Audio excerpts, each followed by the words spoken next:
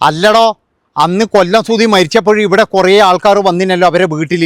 ആ വീട്ടിൽ വന്ന ടീം എന്താ പറഞ്ഞത് എന്ന് പറഞ്ഞു കഴിഞ്ഞാൽ, ഈ കിച്ചു എന്ന് പറയുന്നവൻ ഞങ്ങൾ പഠിപ്പിക്കും, അതുപോലെ തന്നെ ഞങ്ങളുടെ സ്ഥാപനത്തിൽ അവൻ്റെ ജോലി കൊടുക്കും എന്ന് വരെ പറഞ്ഞ ആൾക്കാരുണ്ടല്ലോ. അവരൊന്നും ഇപ്പോഴും കാണുന്നില്ലല്ലോ. അല്ല, ഇപ്പോഴും പറയുന്ന ഈ ചെറുക്കിന് പഠിക്കാൻ പൈസയില്ല, അതുപോലെ തന്നെ ചെറുക്കിന് താമസിക്കാൻ ഇടമില്ല, പിന്നെ എന്ന് പറഞ്ഞു കഴിഞ്ഞാൽ മറ്റേ ഇതില്ല എന്നൊക്കെ എല്ലാവരും പറഞ്ഞു വരുന്നുണ്ട്. നമ്മൾ ഈ ഒരാളോട് വെറുപ്പുണ്ട് എന്ന് വിചാരിച്ചിട്ട് എന്ന് പറഞ്ഞാൽ അയാളെ മാത്രം അങ്ങ് ടാർഗറ്റ് ചെയ്യല്ല, അതിൻ്റെ ഇടയിൽ പറയുന്ന ചില കാര്യങ്ങൾ കൂടി നിങ്ങൾ കേൾക്കണം. അതായത് ഇവർ പറയുന്നത് എന്താണെന്ന് വെച്ച് കഴിഞ്ഞാൽ, ഞാൻ പൈസ അയച്ചു കൊടുത്തു എന്ന് പറഞ്ഞിട്ടൊരു തെളിവ് കൊടുക്കുന്നുണ്ട്. ആ പൈസയിൽ 200, 300, 100, 500, പിന്നെ അതുപോലെ തന്നെ 250 ഒക്കെയാണ് അയച്ചു കൊടുത്തിരിക്കുന്നത്. അത് ഒറ്റത്തടിയായിട്ട് കഴിയുന്ന ഈ ചെറുക്കൻ എന്താണ് പൈസേൻ്റെ ആവശ്യം ഇത്രപ്പാട്? പിന്നെ വേറൊരു കാര്യം കൂടി ഞാൻ ചോദിച്ചോട്ടെ, അതായത് 250, 300 എന്ന് പറഞ്ഞു കഴിഞ്ഞാൽ ഒരാൾ ജോലി ചെയ്ത് അയക്കുമെന്ന് പറഞ്ഞു കഴിഞ്ഞാൽ അതൊരു വലിയ തുക തന്നെയാണ്. അതിനെ നമ്മൾ കുറച്ച് കണ്ടിട്ട് കാര്യമില്ല. പിന്നെയെന്ന് പറഞ്ഞു കഴിഞ്ഞാൽ സുധീൻ്റെ പേരിൽ കിട്ടിയ പൈസകൾ അതിപ്പോഴെന്ന് പറഞ്ഞു കഴിഞ്ഞാൽ പരിശോധിക്കണമെങ്കിൽ ഇവിടെ ഇഷ്ടം പോലെ ആൾക്കാരുണ്ട്. കാരണം എന്താ വെച്ചാൽ സുധീൻ്റെ പേരിൽ ആരാ പൈസ കൊടുത്തിന് എങ്ങനെയാണെന്നല്ല എല്ലാവർക്കും അറിയുന്ന കാര്യമാണ്. എനിക്ക് തോന്നുന്നത് എന്താണെന്ന് വെച്ചാൽ സുധീൻ്റെ പേരിൽ എന്ന് പറഞ്ഞിട്ട് ഇവർക്ക് 5 പൈസ ഒന്നും കിട്ടിയിട്ടില്ല. അതായത് ഇവർക്കുള്ള പൈസയൊക്കെ എന്ന് പറഞ്ഞു കഴിഞ്ഞാൽ വേറെ ആൾക്കാർ അക്കൗണ്ട് വഴിയായിരിക്കും വന്നിട്ടുണ്ടാവുക. അതെന്ന് പറഞ്ഞാൽ വീടിൻ്റെ പരിപാടിയും കാര്യങ്ങളൊക്കെ ആയിരിക്കും. അല്ലാതെ കൊല്ലം സുധിക്കായിട്ട് ഒരു പിരിവൊക്കെ ഇവിടെ നടന്നിനോ എന്ന് ചോദിച്ചു കഴിഞ്ഞാൽ ഇല്ല എന്നാണ് എനിക്ക് തോന്നുന്നത്. കാരണം കൊല്ലം സുധിയുടെ പേരിൽ ഇവിടെ ആരും പിരിവ് നടത്തിയിട്ടില്ല. കൊല്ലം സുധിയുടെ പേരിൽ ഇത്ര പൈസ വേണം, അല്ലെങ്കിൽ അയാൾക്ക് വീട് വെച്ച് കൊടുക്കുക ഇത്ര പൈസ വേണമെന്ന് പറഞ്ഞിട്ട് ഇവിടെ ആരും പിരിവ് നടത്തിയിട്ടില്ല. ഇനി എന്തെങ്കിലും കൊടുത്തിട്ടുണ്ടെങ്കിൽ തന്നെ എന്ന് പറഞ്ഞാൽ ഫ്ലവേഴ്സ് ടിവിക്കാർ കൃത്യമായിട്ട് അത് കൊടുത്തിട്ടുണ്ടാകും. ആ കൊടുത്തതൊക്കെ എന്ന് പറഞ്ഞാൽ അവരുടെ അക്കൗണ്ടിൽ കൃത്യമായിട്ട് കിടക്കുന്നുണ്ടാകും. അതൊക്കെ എന്ന് പറഞ്ഞാൽ ഈ ചെറുക്കൻ അറിയാതൊന്നുമല്ല. കാരണം എന്താ വെച്ചാൽ തള്ളേൻ്റെ പേരിൽ മാത്രം വരില്ല. പിന്നെ ഒരു ആരോപണം എന്താണെന്ന് വെച്ച് കഴിഞ്ഞാൽ, ഈ ഇൻഷുറൻസിൻ്റെ പൈസ എന്ന് പറഞ്ഞു കഴിഞ്ഞാൽ ഭാര്യ, മക്കള്, അമ്മ തുല്യ അവകാശികളാണ്. അതായത് അമ്മക്കും അതിൻ്റെ ഒരു പങ്ക് കിട്ടും, 2 മക്കൾക്കും കിട്ടും, ഭാര്യയ്ക്കും കിട്ടും. അല്ലാതെ നിങ്ങൾ ഈ വിചാരിക്കുന്ന പോലെ ഒരാൾക്ക് എടുത്തിട്ട് അങ്ങനെ ഒറ്റയ്ക്ക് അങ്ങനെ വിഴുങ്ങാൻ പറ്റൂല. അതൊക്കെ എന്ന് പറഞ്ഞു കഴിഞ്ഞാൽ കോടതിൻ്റെ ഇതിൽ വരുന്ന കേസുകളാണ്.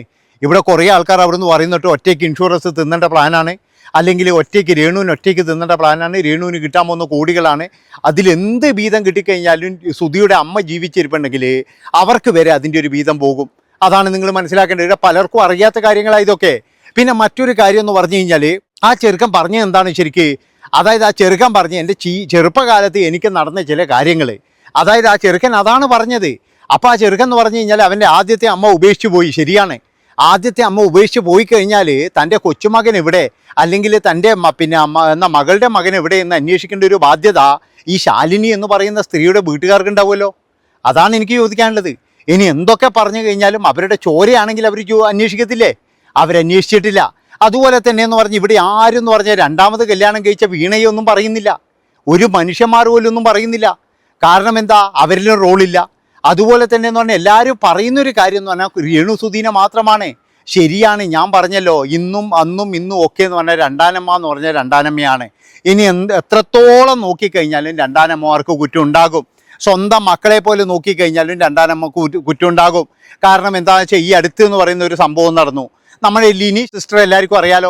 ഈ ലിനി സിസ്റ്ററുടെ മക്കളെ എന്ന് പറഞ്ഞു കഴിഞ്ഞാൽ ആ ഒരു സ്ത്രീ എന്ന് പറഞ്ഞാൽ നല്ല രീതിയിൽ നോക്കുന്നതാണ്. അവരത്രത്തോളം കെയർ ചെയ്ത് നോക്കുന്നതാണ്. അതിൻ്റെ അടിയിൽ വരെ വന്നിട്ടുണ്ട് നിങ്ങളുടെ എന്തോ ഒരു കാര്യം പറഞ്ഞിട്ട്, ഒരു ചെറിയൊരു കാര്യം പറഞ്ഞിട്ട് വഴക്കടിക്കുന്ന ആൾക്കാരുണ്ട്. അവരെന്താ പറയുക, നിങ്ങൾ രണ്ടാനമ്മയല്ലേ, നിങ്ങൾ അങ്ങനെയല്ലേ നോക്കുള്ളൂ എന്നാണ് അവർ പറയുന്നത്. അങ്ങനെ ഈ രണ്ടാനമ്മ എന്ന് പറഞ്ഞു കഴിഞ്ഞാൽ എല്ലാവർക്കും എന്ന് പറഞ്ഞു കഴിഞ്ഞാൽ ഒരു ഇതുണ്ട്, രണ്ടാനമ്മ തന്നെയാണ്. പിന്നെ മറ്റൊരു കാര്യം എന്ന് പറഞ്ഞു കഴിഞ്ഞാൽ, അതായത് ആ മകൻ്റെ പ്രായം, അതായത് അവൻ ഇപ്പോഴാണ് 22 വയസ്സായിരിക്കുന്നത്. അവൻ കല്യാണം കഴിക്കുമ്പോഴേ അവർ തന്നെ പറയുന്നുണ്ട് ഈ ചെറുക്കിന് 11 വയസ്സായിന്ന് പ്രായം. പെട്ടെന്ന് തന്നെ അച്ഛൻ മറ്റൊരാളെ സ്നേഹിക്കുന്നു, അതുപോലെ തന്നെ അച്ഛന് വേറെ ആൾക്കാരാകുന്നു. ഇതൊക്കെ കാണുമ്പോഴെന്ന് പറഞ്ഞു കഴിഞ്ഞാൽ ഏത് മനുഷ്യനായി കഴിഞ്ഞാലും, അതായത് മക്കളാണെങ്കിൽ അവരുടെ മാനസിക നില കുറച്ച് വ്യത്യാസം വരും. കാരണം എന്താണെന്ന് വെച്ചാൽ തനിക്ക് കിട്ടേണ്ട സ്നേഹം തനിക്ക് അമ്മയില്ല, തനിക്ക് അച്ഛനില്ല. അതുകൊണ്ട് തന്നെ എന്ന് പറഞ്ഞാൽ ചിലപ്പോൾ രേണു സുധിയോട് ആദ്യമൊക്കെ ഇഷ്ടമുണ്ടെങ്കിലും കുറച്ച് കഴിഞ്ഞാലെന്ന് പറഞ്ഞാൽ ആ ഇഷ്ടം ഇങ്ങനെ കുറയാനുള്ള ചാൻസ് ഉണ്ട്. എന്താണെന്ന് വെച്ചാൽ ഇവരിനെ എത്രത്തോളം അടുക്കാൻ ശ്രമിച്ചു കഴിഞ്ഞാലും അവൻ്റെ ഉള്ളിൻ്റെ ഉള്ളിൽ എന്ന് പറഞ്ഞു കഴിഞ്ഞാൽ എൻ്റെ അച്ഛൻ എനിക്ക് തരേണ്ട സ്നേഹവും കൂടി അവർക്ക് കൊടുക്കുന്നു എന്നുള്ള ഒരു ഇത് അവിടെ വരും. അതാണ് പറയുന്നത്. അതായത് ഈ ചെറുക്കൻ എന്താ വെച്ച് കഴിഞ്ഞാൽ ആ ഒരു സമയത്തൊക്കെ എന്ന് പറഞ്ഞാൽ ഒരുപാട് പ്രശ്നങ്ങൾ ഇവൻ്റെ ജീവിതത്തിൽ ഉണ്ടായിട്ടുണ്ട്. പിന്നെന്ന് പറഞ്ഞു കഴിഞ്ഞാൽ ഈ പ്രത്യേകിച്ച് എന്ന് പറഞ്ഞാൽ രേണുവിൻ്റെ വീട്ടിലാണ് താമസിക്കുന്നതെങ്കിൽ ചിലപ്പോൾ അച്ഛൻ്റെയും അമ്മയുടെയും മറ്റവരുടെയൊക്കെ കുത്തുണ്ടാകും. പിന്നെ വേറെ ഒരു കാര്യം പറയുന്നത് എന്താ വെച്ച് കഴിഞ്ഞാൽ, രേണു സുധിയുടെ ഭർത്താവായ സുധിയാണ് എല്ലാവരുടെയും ചിലവെടുക്കുന്നതെന്ന്. അല്ല, ഞാൻ ഒരു സ്ഥലത്തും കേൾക്കാത്ത ഒരു സംഭവമാണിത്. പിന്നെ കൊറോണ കാലത്ത് എന്തെങ്കിലും എടുത്തിട്ടുണ്ടെങ്കിൽ നമ്മളത് വിളിച്ചു പറയാൻ പാടില്ല. കാരണം എന്താ വെച്ചാൽ കൊറോണ കാലത്ത് എന്ന് പറഞ്ഞു കഴിഞ്ഞാൽ പല കുടുംബങ്ങളും ഒരു കുടുംബത്തെ പോലെയാണ് കഴിഞ്ഞത്. അതായത് ഒരാൾക്ക് ചിലപ്പോൾ ജോലി ഉണ്ടാവില്ല, അപ്പോഴൊക്കെ അവർക്ക് പൈസ കൊടുത്ത് സഹായിച്ചവരുണ്ട്. എന്തിനധികം പറയുന്നത് ചില ബന്ധുക്കളൊക്കെ എന്ന് പറഞ്ഞു കഴിഞ്ഞാൽ ഒരു വീട്ടിൽ തന്നെ താമസമാക്കിയിട്ടുണ്ട്. അതാണ് മനസ്സിലാക്കേണ്ടത്. അവിടെയൊക്കെ എന്ന് പറഞ്ഞാൽ ചിലപ്പോൾ ഒരാളുടെ കയ്യിൽ പൈസ ഉണ്ടാകും, മറ്റൊരാളുടെ കയ്യിൽ പൈസ ഉണ്ടാവില്ല. അപ്പോൾ അന്നത്തെ ആ ഒരു സമയത്തൊന്നും എന്ന് പറഞ്ഞാൽ ആരും അങ്ങോട്ടും ഇങ്ങോട്ടും ഒന്നും ചെയ്തിട്ടില്ല. അതുകൊണ്ട് തന്നെ എന്ന് പറഞ്ഞാൽ കൊല്ലസുതി ഫുൾ കുടുംബച്ചെലവ് എടുക്കുന്നുണ്ടെങ്കിൽ അത് അയാളുടെ ഒരു വിഡ്ഢിത്തം തന്നെയാണത്. അതായത് അയാളുടെ ഭാര്യയും മക്കളെയും നോക്കാമെന്നല്ലാതെ അയാൾ എന്തിനാണ് ലോകത്തുള്ള ആളെ മുഴുവൻ നോക്കുന്നത്?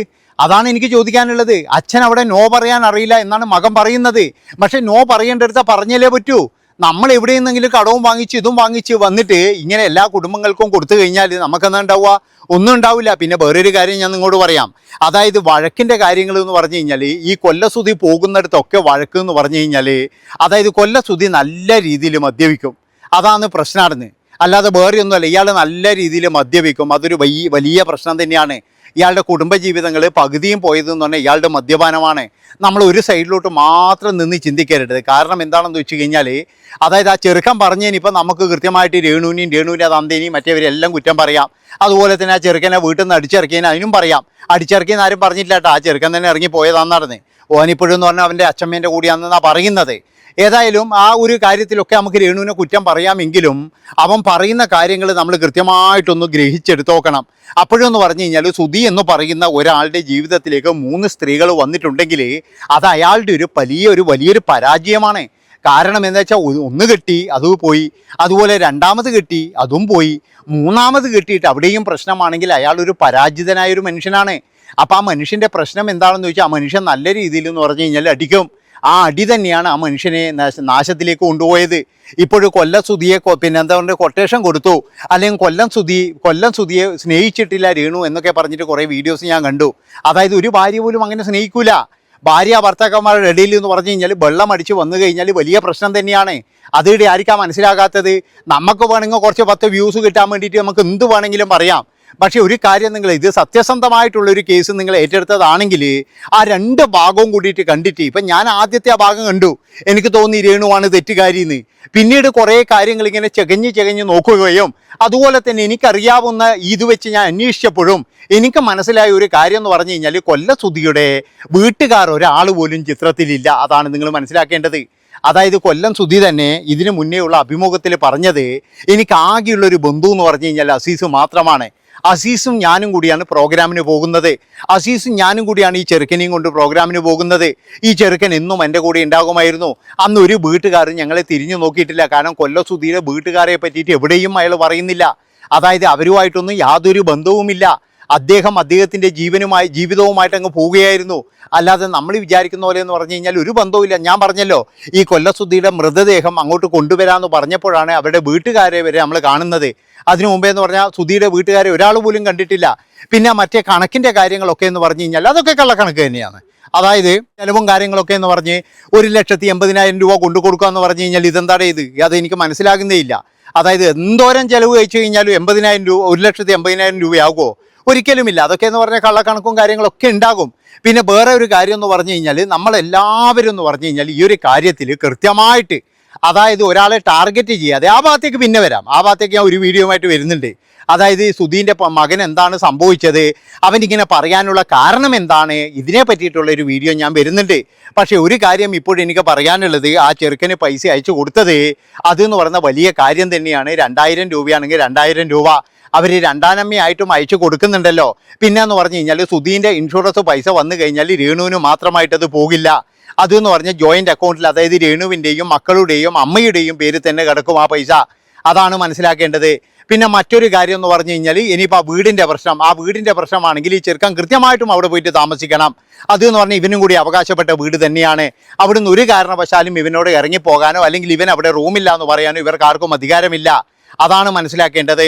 പിന്നെ മറ്റൊരു കാര്യം എന്ന് പറഞ്ഞു കഴിഞ്ഞാൽ ഈ ഒരു എന്താ പറയുക സുധിയുടെ പേരിൽ കിട്ടിയ പൈസ എന്ന് പറയുന്നത് അതും തെറ്റ് തന്നെയാകാനാണ് എനിക്ക് സാധ്യത. കാരണം സുധിയുടെ പേരിൽ കിട്ടിയ പൈസ എന്ന് പറഞ്ഞാൽ കൃത്യമായിട്ട് വിനിയോഗിച്ചതെന്ന് പറഞ്ഞാൽ ശ്രീകണ്ഠൻ നായരെ പോലെയുള്ള അല്ലെങ്കിൽ ടിനി ടോമിനെ പോലെയുള്ള അങ്ങനെ വലിയ വലിയ കുറേ ആൾക്കാരൊക്കെ ഇവർ കൂടി ഉണ്ടായിരുന്നു. അപ്പോൾ അവർക്ക് കൃത്യമായിട്ട് അറിയാവുന്ന കാര്യമായിരിക്കും സുധീൻ്റെ കയ്യിൽ എത്ര പൈസ കിട്ടിയിരുന്നോ, പിന്നെ എന്ന് പറഞ്ഞു കഴിഞ്ഞാൽ എത്ര പൈസ ബാങ്കിൽ ഇട്ടിരുന്നു എന്ന് അവർക്കൊക്കെ അറിയാവുന്ന കാര്യമായിരിക്കും. അതുകൊണ്ട് അതാർക്കും അങ്ങനെ കട്ടുകൊണ്ടുപോകാനൊന്നും കഴിയുമെന്ന് എനിക്ക് തോന്നുന്നില്ല. അപ്പോൾ ഇത്രയും പറഞ്ഞുകൊണ്ട് അടുത്ത വീഡിയോ ആയിട്ട് വരാം കേട്ടോ. ഇത് തീർന്നില്ല. നന്ദി, നമസ്കാരം.